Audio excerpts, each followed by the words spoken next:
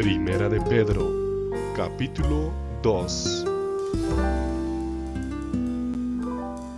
Así que renuncien a las malas obras que hacen, la deshonestidad, la hipocresía, el hablar mal de los demás.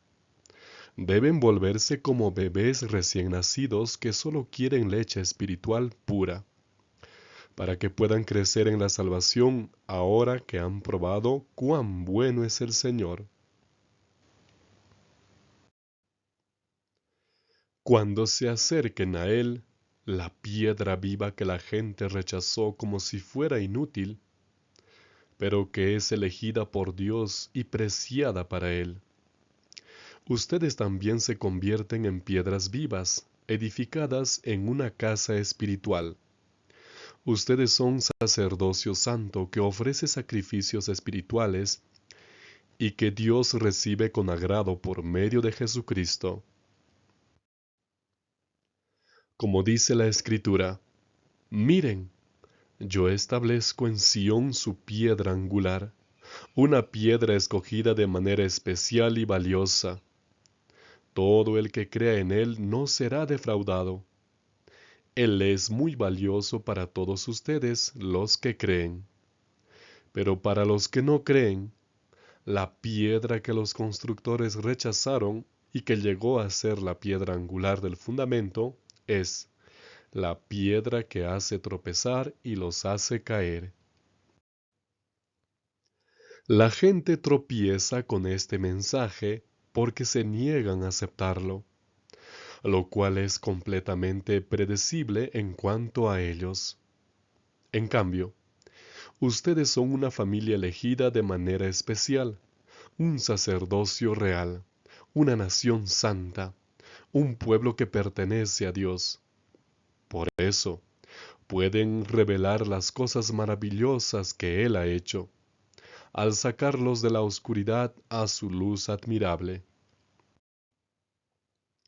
En el pasado, ustedes no eran nadie, pero ahora son el pueblo de Dios. En el pasado carecieron de misericordia, pero ahora la han recibido. Amigos míos, les ruego como si fueran extranjeros en este mundo, que no se rindan ante los deseos físicos que están en oposición a lo espiritual. Asegúrense de actuar apropiadamente cuando estén en compañía de quienes no son cristianos, para que incluso si los acusaran de hacer lo malo, ellos puedan ver sus buenas obras y glorifiquen a Dios cuando venga. Obedezcan a la autoridad humana por causa del Señor, ya sea al Rey como autoridad suprema o a los gobernantes que Dios designa para castigar a los que hacen el mal y dar reconocimiento a los que hacen el bien. Dios quiere que al hacer el bien ustedes hagan callar las acusaciones ignorantes de los necios.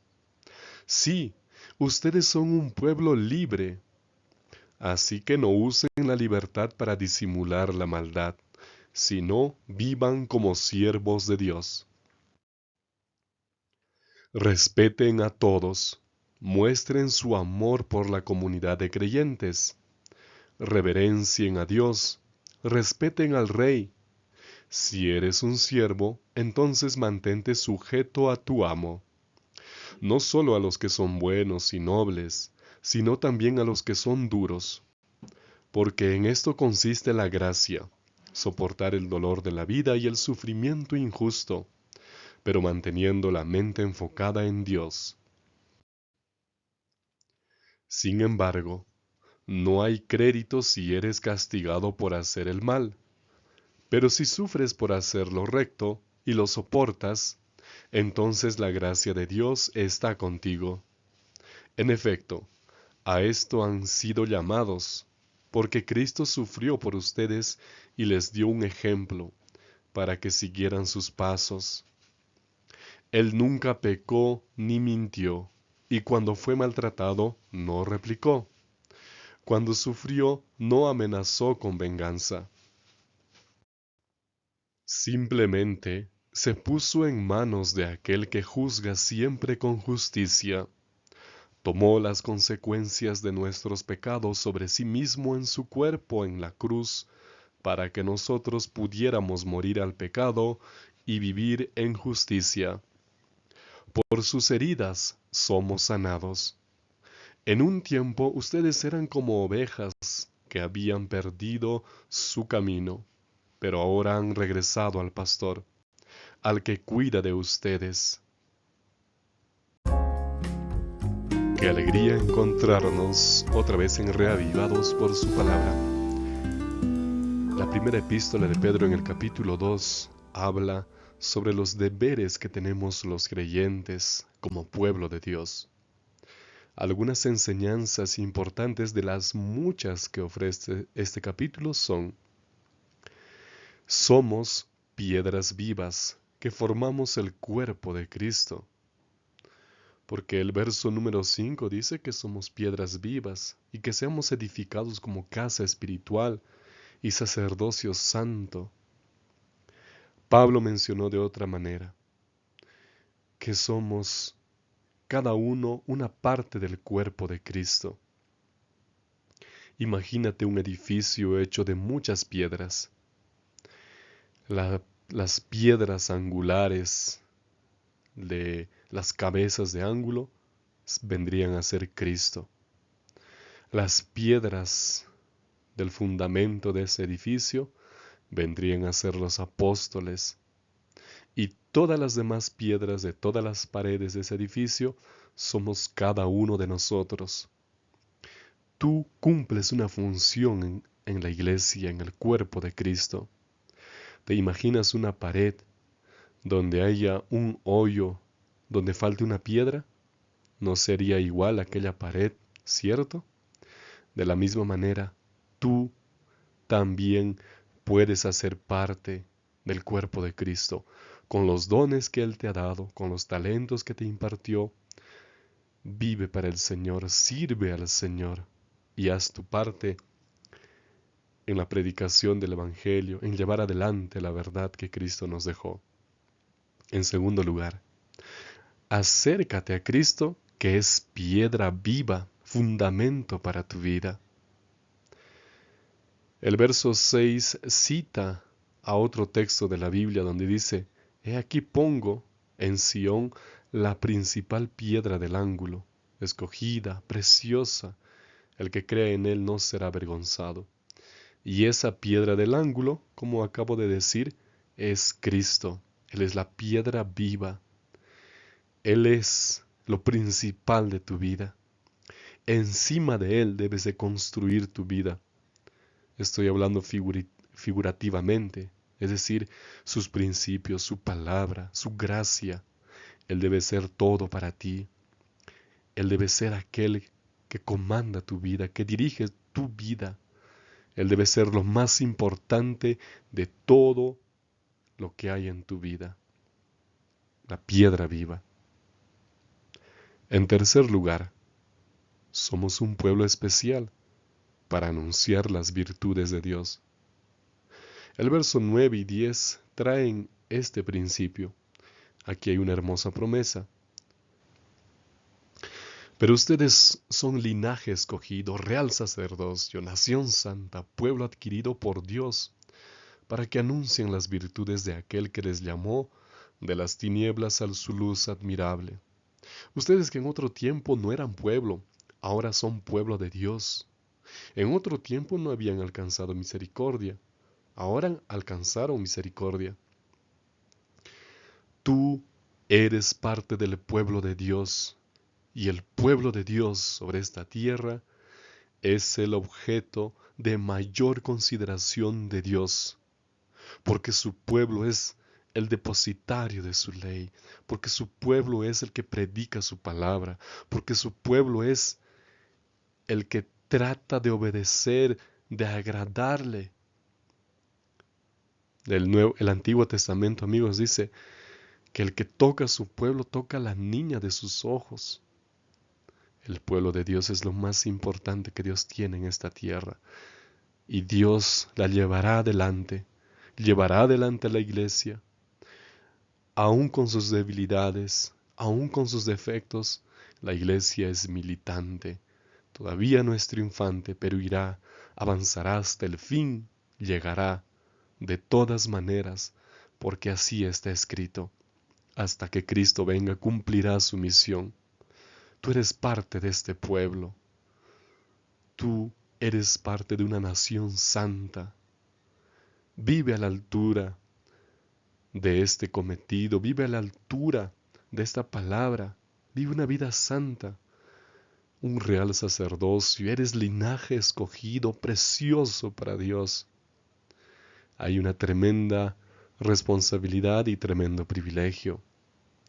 Que Dios te ayude a ser parte de este pueblo, de manera responsable y también de una manera en que agrades al Señor. En cuarto lugar, vive de manera íntegra junto a los que no conocen el Evangelio. Así como somos llamados a ser una nación santa, somos llamados a ser íntegros, con un carácter que se asemeje al de Cristo, con un carácter diferente, con obras diferentes, con una conducta diferente al resto. La diferencia debe ser bien marcada y cualquiera debería de notar. El verso 12 dice, mantengan buena manera de vivir entre los gentiles, es decir, entre los que no son cristianos, para que en lo que murmuran de ustedes, como el de malhechores, glorifiquen al Dios en el día de la visitación al considerar vuestras buenas obras. Haz buenas obras, compórtate de manera que agrade a Dios, ten una conducta cristiana ejemplar, y aunque los que no son cristianos te critiquen y tal vez vean tus errores, un día ellos entiendan que estabas siguiendo el mejor camino y que ellos también deberían seguir. El verso número 20 dice más adelante, ¿qué mérito tiene soportar que los abofeteen si han pecado? Pero también menciona, por otro lado, si por hacer lo bueno sufren y lo soportan, sería diferente. Esto ciertamente es aprobado delante de Dios. Es decir, es mucho mejor que vayamos a pasar dificultades por hacer lo bueno, por agradar a Dios, que por hacer obras malas. Entonces, cuida tu reputación cristiana, cuida tu conducta cristiana. No des apariencia ni siquiera de pecado. Vive una vida que agrade al Señor y que sea una reprensión para los demás. En cada aspecto de la vida, tu vida predica hacia los demás.